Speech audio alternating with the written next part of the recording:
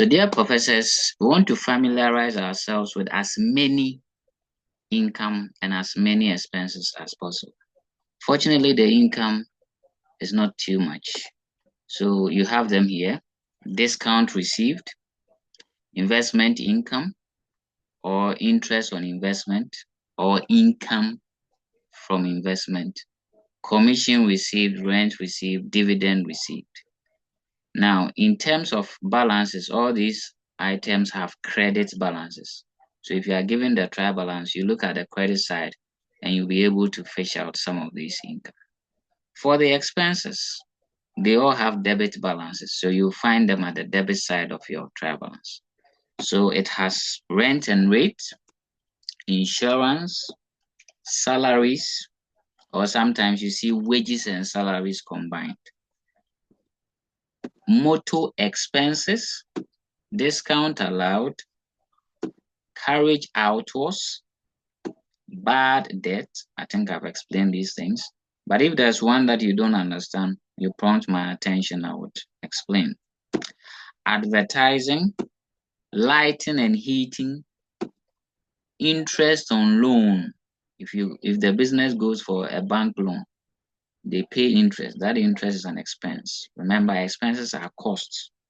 Okay, they are costs incurred for providing goods or rendering services. You have repairs, maintenance, commission paid. Okay, so if commission received is an income, commission paid is an expense. Delivery expenses, bank charges. Bank charges, or sometimes you see COT, which is cost of transaction. Bank charges refer to, in fact, since we all know Momo very well, you see the Momo charges. It is similar to bank charges, but this one is the banks that charge us. So maybe when you go and withdraw money, the bank charge you small, or when you go for a checkbook, when you go for an ATM card, you pay something small to the bank for the service they are rendering for you, and that's bank charges. Office expenses, administrative expenses, electricity, telephone, postage, printing and stationery, miscellaneous expense. Miscellaneous means, some small, petty expenses that we incur, right?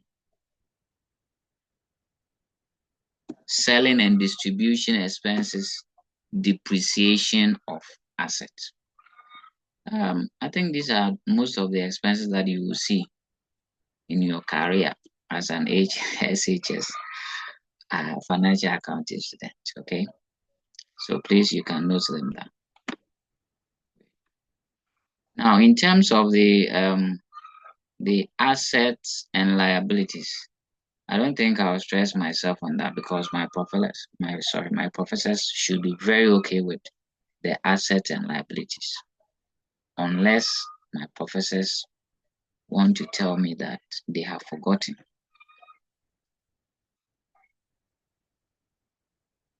So professors, would you want us to look at our fixed assets, current assets? Let me hear from you. Let's take a decision on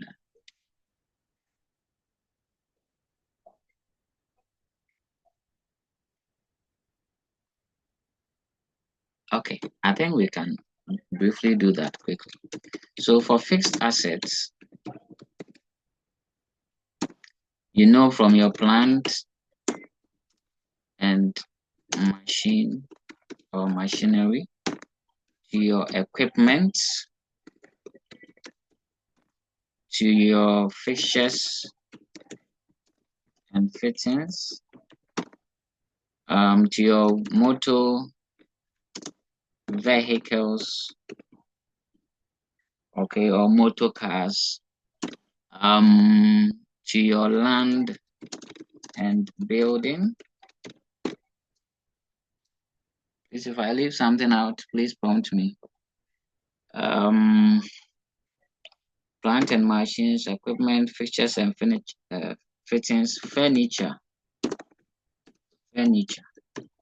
Okay. I want to believe these are most of the fixed assets you see. And these are the tangible ones, right? The ones you can see, feel, or touch. Okay. Then the intangible ones, you have the goodwill, you have the copyright,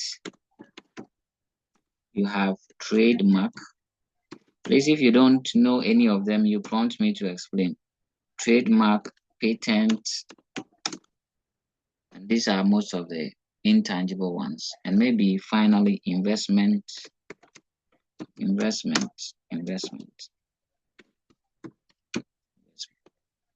Okay. For the goodwill, it simply means the good name a business has accrued to itself due to several factors like good customer service. Let me use your schools for example. If I mention Wesley Girls and I mention Ogwasek Tech, I think you say, oh, Wesley Girls is far a big school than Ogwasek Tech. So that means Wesley Girls has the goodwill, okay, the good image in the eyes of people than Ogwasek Tech. Then copyright, I think copyright, when you write a book, when you author a book and you don't want people to copy it and sell, you go for this copyright to protect your intellectual property. Then trademark. Trademark is that unique symbol that businesses use to distinguish their products from others. Like when you buy some of the footwears, you see Adidas with their unique symbol, Nike with their unique symbol, Apple has its own unique symbol, right? That's a trademark. Then patent is similar to the copyright, right? But patent has to do with more of intellectual innovations. Okay, but the copyright has to do with like authoring a book, maybe a movie or something. But patent goes beyond just that. That's like a new initiative or innovation, an invention. That right you have to only own that invention, that is. And as for investment, it can be an investment in shares of a company or maybe a fixed deposit in a business, in a bank account. Sometimes you cannot even make investment in a building or a vehicle. It's possible. All those who are running the taxi business, you buy a taxi for it to do the trotro for you to get money. It's a form of investment. Okay. So these are your fixed assets, the tangible and intangibles you are going to come across. Then the current assets.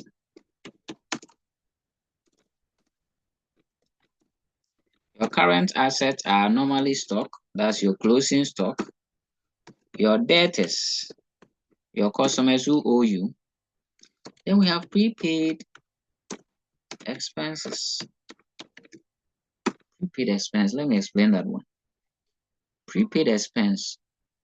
Okay, let me see if any of my professors here has an idea of what it is. Prepaid expense. Frank, can you assist us in this?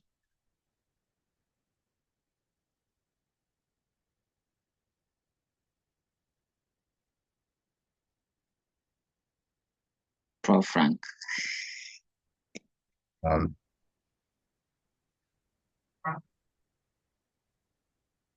Let's say you buy, you pay for electricity bills, but instead you pay for 4 months. Mm-hmm. You pay for 4 months instead of the 1 month you're supposed to cover. So Okay. which is the prepaid expenses? Okay. I appreciate the example you gave. Any idea from the ladies, Alexia, Amanda, Dameki, Ashley? Any idea as what prepaid expenses? I know that prepaid expense refers to the amount of income that have been earned but not yet received. Okay, Prof. Dameki, I think You have turned something upside down. This is an expense. Let me pick. I think Alexia wanted to say something. So, Prof. Alexia, let's hear you. Okay, I'll come to you. It's like prepaid expenses are payments that are made in advance for okay. That are paid for in advance, but they've not yet been incurred. Okay, that is true. Prof. Amanda, you had your hand up. Let me listen to you too. Please, it's an expense paid in advance that will receive the benefits later. Okay, that is awesome. So Dameki, I think you explained accrued income, right? So prepaid expenses, like you said, is an advance payment of an expense. Technically, what it means is that you have not incurred the expense, but you have made payment for it. A typical or a common one is the prepaid electricity system running now. You see, you go and buy or you go and pay for the electricity even before you start using it. Okay. And another common one is rent. Okay. When you pay your landlord 5 years rent, when actually you have not even spent a year in the building, that's a prepaid expense. So you pay in advance or you pay for an expense you are yet to incur. And it's a current asset because it's a resource to the business, just that it will not last for more than 1 year. Okay, most of the time these prepaid expenses has a lifespan within one accounting period. Okay, so examples could be prepaid rent, prepaid electricity, prepaid insurance. I think when you were even in school paying school fees, you sometimes pay your fees in advance. That's a typical prepaid expense to your parents. But to the school, that will be a prepaid income because the school will be receiving the fees in advance. And we'll get to that bit as well. Okay, so apart from prepaid expenses, the next one is accrued income. Accrued income, and that's what Prof. Dameki sought to explain to us. Accrued income means money you are supposed to receive, but you haven't received, or the person hasn't paid it. So accrual means owing or unpaid, okay, or is in arrears. So if a business is expecting that people will pay something or it will receive something, but it has not been received, it is a current asset. So for example, the landlord knows that you are going to give him or her rent, okay, just that you haven't paid it or she hasn't received it. The landlord can count that as part of his or her resources or current asset because it's money that she has earned, just that you are yet to pay. Then we move to finally bank, your money you have in your bank account and cash. So specifically, these are your current assets. 1, 2, 3, 4, 5, 6. 6 of them. Okay. Any question? I don't think so. Okay. I think we'll do the current liabilities and long-term liabilities, and we'll draw curtains to today's class. For current liabilities, first and foremost is your creditors, right, which is the opposite of debtors. Okay, after that, the next one is bank overdraft. Bank overdraft. And I think I'll explain bank overdraft. If you have 100 cedis in your account and you go and withdraw 120, okay, and this is allowed on only a specific type of bank account, that's current account. Savings account, they won't allow you to withdraw more than what you have, but current account, they can allow you to withdraw more than what you have in your account. So at that point, it now looks like you owe the bank, and that's a bank overdraft. So when you see a bank balance and it's a credit balance, that's a bank overdraft. Because like you know, bank is an asset and you have a debit balance. So if it has a credit balance, then that is a bank overdraft. Then the last two is the opposite of these two guys here. So prepaid expense will be accrued expense, and accrued income will be prepaid income. So get it straight. The two terms simply mean that prepaid is you have paid in advance, and accrued means you are owing or you haven't paid, right? So in the case of accrued expense, it means that this time you haven't paid for the expense. You have incurred the expense, but you haven't paid for it. Unlike this one, which means you have paid in advance. Okay, this one you haven't paid, so you are owing. Then the prepaid income, what it means is that you, the business, you have received the money, but you haven't provided the service to the customer or the product to the customer. Example is, if you tell your friend you fetch water for him or her, and your friend pays you the money, but you haven't fetched the water, then to you, you have received an income in advance. In other words, your friend has prepaid the income to you. And it's not your money because you haven't earned it. You haven't earned the money until you fetch the water. So it's a liability to you. Okay, and dear professors, these are your 4 major current liabilities you'll be tackling with. The long-term liabilities for a sole proprietor, the first one is the loan, the bank loan. But please watch out for debenture. I think you see more of this under company, debenture, and then bonds. These are also long-term liabilities. But for a sole proprietor, is the loan that is very common. Okay, great. So, dear professors, let's familiarize ourselves. Hopefully, when we meet next time, we'll look at the balance sheet, and that will be arrangement of these items we have written here. Okay, to prepare the balance sheet. So I'll end here. If there are questions, please ask me. If not, I'll quickly summarize what we have done today, or what we have been doing so far. Any question?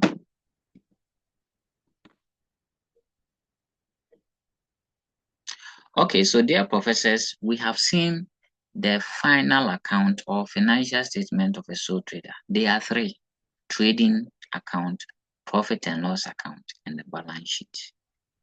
The trading account is used to determine gross profit or gross loss, which is the profit or loss from your buying and selling. And we saw in that account, you compare your net sales to your cost of sales. Okay? And to do that, you normally prepare it following a certain format. And I think you appreciate the format as I showed it to you. So this is the format of the trading account. Okay? Then we'll move to the next one, which is the profit and loss account. That one helps us to know the net profit or the net loss, which is the profit or loss the business is making in all of its operations. That is the trading operations plus any other operations. So we saw that in the profit and loss account, you compare your total income to your total expenses. And I think that we have now appreciated items that belong to the category of expenses and items that belong to the category of income. We have familiarized ourselves with some assets and liabilities, and I guess we would arrange that into our balance sheet the next time we meet. So thank you very much, professors, for making it up for class. I'll share the video so that those who would want to play it back and review certain things can do so. But expect a small assignment for the weekend, at least for your weekend. And please respond to my assignment. I beg you. Thank you very much.